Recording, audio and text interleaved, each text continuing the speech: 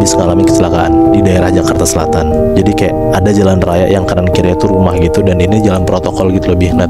Jadi kayak di Pondok Indah gitu, bayang nggak? Dan satu keluarga ini isinya bapak, ibu, dan anaknya yang mungkin umurnya 15 tahun karena masih muda tapi nggak terlalu kecil juga gitu. Mereka semua ngalamin kecelakaan di depan salah satu rumah yang ada di sana. Kejadian itu terjadi di jam 2 pagi. Satu keluarga ini ngalamin kecelakaan tunggal. Dan kecelakaannya itu terjadi di depan rumahnya Bapak Sutoyo.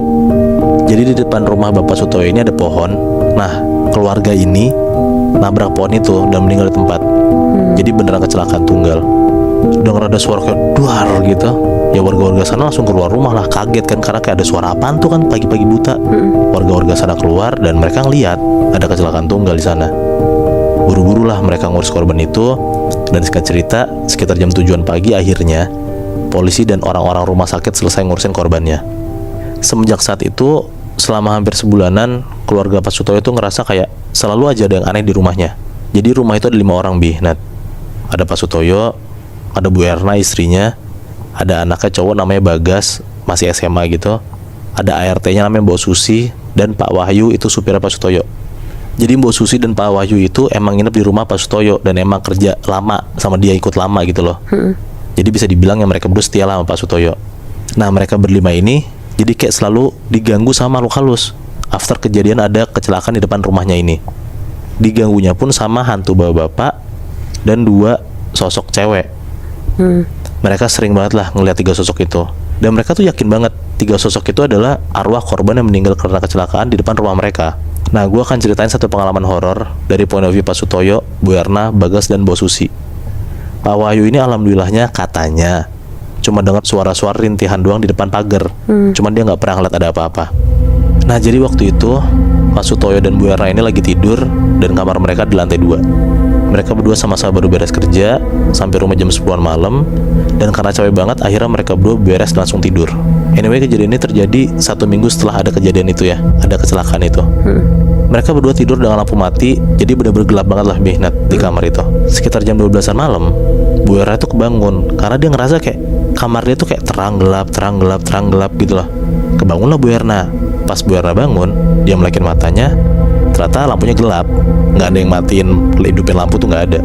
Akhirnya nggak gitu lama Bu Erna tidur lagi, dan belum ada 10 menit kayak nyawa tuh masih setengah-setengah gitu. Bu Erna ngerasa kamar dia tuh terang gelap, jadi kayak lampunya tuh hidup mati gitu. Akhirnya kebangun lagi lah Bu Erna. Tapi pas bangun, kamar Bu Erna tuh sekarang bener-bener terang gelap gitu Nat. Pas dia melek pun lampunya juga kayak gitu masih. Dan dia dengar saklar lampunya pun juga cetok gitu loh. Wow. Bu Erna takut banget lah. Di situ tuh dia langsung buru-buru bangunin Pak Sutoyo karena dia ngeliat suaminya tuh masih tidur pulas aja gitu, munggungin Bu Erna. Mas bangun mas, lampu kita udah mati hidup sendiri mas, kata Bu Erna kayak gitu. Sambil nyenggol-nyenggol tuh, dicolok-colok tuh punggung suaminya. Tapi tetap aja Pak Sutoyo tidur aja gitu. Sampai akhirnya karena Bu Erna udah takut, dia tuh narik badannya Pak Sutoyo biar madep tidurnya tuh gak ngebelakangin dia gitu loh, biar telentang. Pas Bu Erna narik badan Pak Sutoyo dan udah telentang, ternyata yang tidur di sebelah Bu Erna tuh bukan Pak Sutoyo. Siapa? Dia ngeliat Nat, ada cowok yang mukanya tuh hancur banget tidur di sebelah dia. Oh. Bener-bener kayak hancur abis kecelakaan gitu loh. Nah, Bu Erna tuh langsung lari keluar kamar, dan pas Bu Erna keluar kamar, dia ngeliat di lantai 1 di bawah ada Pak Sutoyo lagi nonton TV. Loh, Cing. Nah, lo tau gak Nat, kenapa Pak Sutoyo pun juga tengah malam di bawah lagi nonton TV? Jadi karena pas banget Pak Sutoyo baru mau tidur jam 10:30-an, dia tuh ngerasa dia ketindihan. Pas dia lagi liar-liar gitu setengah sadar, dia ngerasa ketindihan, dia nggak bisa gerakin badannya. Dan pas dia lagi melekin matanya, Pak Sutoyo tuh ngeliat di atas badan dia ada kuntilanak yang lagi duduk di badan dan di kakinya dia. Wow.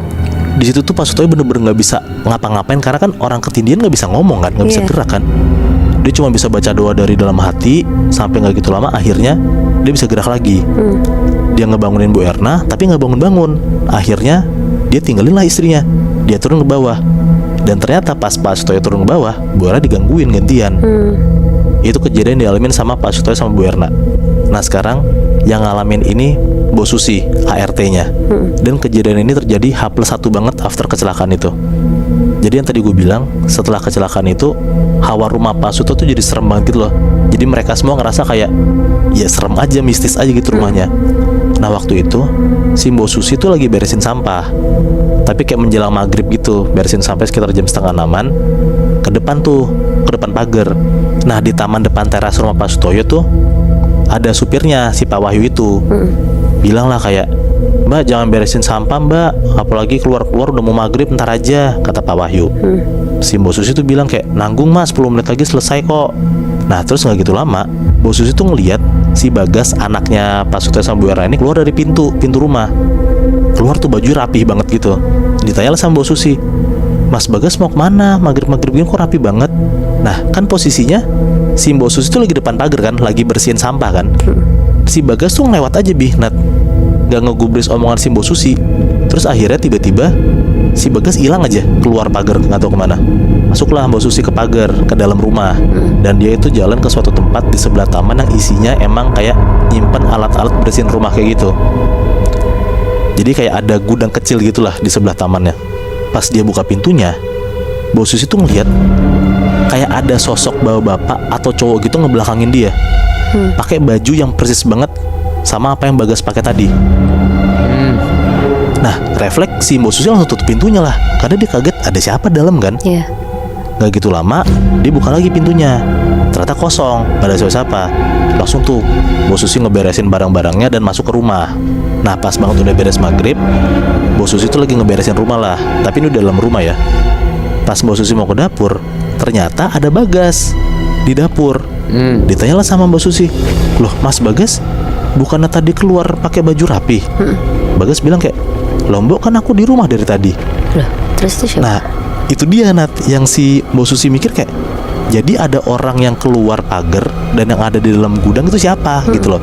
Sampai detik ini pun juga Mbok Susi nggak pernah bilang ke Bagas kalau misalnya dia ngeliat ada orang yang mirip Bagas. Nah tapi Mbok Susi tuh yakin banget kalau itu adalah korban kecelakaannya, karena katanya pas orang-orang lagi evakuasi korban itu, si bapaknya itu pakai baju rapi banget. Jadi kayak si Mbok Susi tuh mikir ngasal gitu, apa jangan-jangan yang dia lihat adalah korban kecelakaannya. Nah yang terakhir sekarang dari point of view Bagas, anaknya Pak Sutoyo sama Bu Erna. Kejadian yang dialamin Bagas ini hampir mau sebulan setelah kecelakaan itu. Bagas ini kan masih SMA, jadi tuh dia sering pulang malam karena les. Nah kalau Bagas ini ngalamin after dia pulang les malam-malam. Jadi katanya ada jadwal les tambahan dari jam 7 sampai jam 9. Jam 9 malam Bagas beres les, dan dia tuh nyampe rumah sekitar jam 10-an. Pas dia masuk rumah, nggak tahu kenapa hawanya tuh dia ngerasa kayak makin mencekam gitu loh malam itu, makin serem aja hawanya. Ya udahlah, dia coba cuek aja. Dia masuk ke kamar, dia ganti baju, dan posisinya satu rumah udah pada tidur. Dan kalau misalnya udah malam, rumah Pak Sutoyo tuh biasa dimatiin lampunya, jadi kayak remang-remang gitu. Beres dia bersih-bersih, dia tuh keluar kamar, dia mau ke dapur buat ngecek ada makanan atau enggak karena dia lapar. Dihidupin tuh lampunya, tapi posisi ruangan lain masih gelap. Pas dia lagi mau ngambil makanan, dia tuh dengar ada suara nyokapnya si Bu Erna ini bilang kayak, "Mas udah pulang?" Bagas bilang kayak, "Udah mah." Gak lama dari situ nyokapnya ngomong lagi, "Mas tolong anterin mama mas ke pohon depan, dia mau ngambil bunga." Nah Bagas pikir kayak, ini ngapain nyokap gua minta temenin ngambil bunga malam-malam. Cuman dia cuek aja lah. Dia naiklah ke kamar, karena kan tuh suara nyokapnya dari kamarnya kan. Dia naik ke atas, dia buka pintu kamar nyokapnya, dan pas dia lihat di kamar nyokapnya lagi tidur. Di situ tuh dia mikir kayak, lah itu siapa yang ngomong kan, siapa yang manggil. Tapi posisinya juga dia tuh penasaran. Nggak tahu kenapa dia penasaran buat ngecek pohon depan yang biasa nyokapnya tuh ngambil bunga. Dia jalanlah keluar, dia ngintip, dia buka pintu depan. Pas dia ngeliat, ternyata di pohon yang biasa nyokapnya ngambil bunga itu emang ada sosok cewek lagi megang plastik yang isinya banyak bunga. Terus kayak di situ dia mulai takut tuh, karena kayak dia yakin banget itu bukan Mbok Susi dan itu bukan nyokapnya. Akhirnya dia buru-buru nutup pintunya dan dia mau balik lagi ke dapur. Jadi habis dia mau ngambil makan, dia tuh langsung naik ke kamar, makan di kamar habis itu tidur. Nah dia mau jalan tuh ke dapur lagi. Nah modelan rumahnya tuh kayak, jadi itu dia masuk ruang tamu. Nah kan dia mau ke dapur nih, mau ngambil makanan. Tapi sebelum ke dapur itu ada kayak sekat pembatas ruangan gede gitu loh. Kebayang nggak? Nah pas dia mau ke dapur, di balik sekat, nah anyway sekat yang tadi gue bilang tuh nggak ngeblok gitu loh. Jadi kayak ada bolong-bolong dikit. Jadi dari jauh pun juga lo bisa ngeliat dari dalam dapur ada apa gitu. Tapi masih nggak jelas ya, karena kan sekat-sekat kecil-kecil gitu kan bolongnya. Nah pas dia ngedeketin sekatnya itu, dia ngeliat Nat, di dalam dapur itu kayak ada sosok cewek yang dia lihat di luar. Dia ngedeketin sekatnya, dia ngintip tuh, bener-bener ngintip pakai mata kepala dia sendiri ya, bukan dari bolong-bolong itu. Pas dia ngintip ternyata di dapur itu ada kuntilanak lagi nempel. Kepala itu berdarah-darah dan dia ngelihat kalau misalnya kuntilanak itu lagi makanin makanan yang akan Bagas ambil, gitu loh. Karena dia shock banget, akhirnya dia ngumpet di balik tembok. Dan pas dia ngintip lagi, kuntilanak tuh ada berdiri depan dia. Anjing. Dia tuh depan-depanan banget, jadi muka ketemu muka gitu loh. Karena dia shock banget, akhirnya dia lari lah naik ke atas ke kamar orang tuanya dan dia ngebangunin nyokap dan bokapnya dan diceritain lah apa yang dialamin di dapur itu. Gila. Tapi menurut gue Moy, keluarga Pak Sutoyo tuh sial banget kan. Soalnya kan kecelakaan itu kan bukan karena mereka atau gimana ya. Iya bener. Tapi yang dihantuin tuh mereka gitu. Iya mungkin sih Nat, karena kayak ya mungkin belum 40 hari ya. Jadi arwah korban itu masih nyangkut di rumah Pak Sutoyo kan. Tapi bener yang lo bilang, kayak keluarga dia nggak tahu apa-apa tapi malah digentayangin. Iya. Dan setelah 40 hari itu berarti keluarga Pak Sutoyo udah nggak pernah digangguin lagi.